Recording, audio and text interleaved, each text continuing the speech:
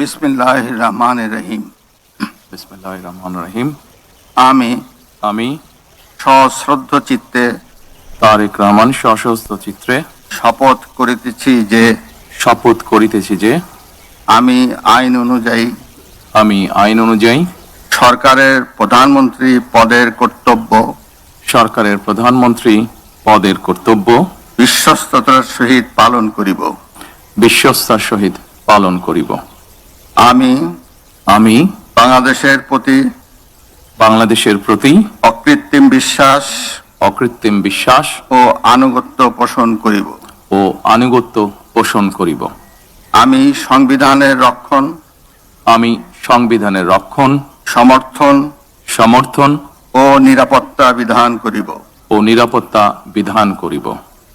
আমি ভীতি বা অনুগ্রহ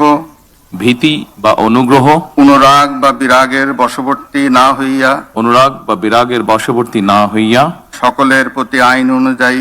সকলের প্রতি আইন অনুযায়ী যথাবিহিত আচরণ করিব।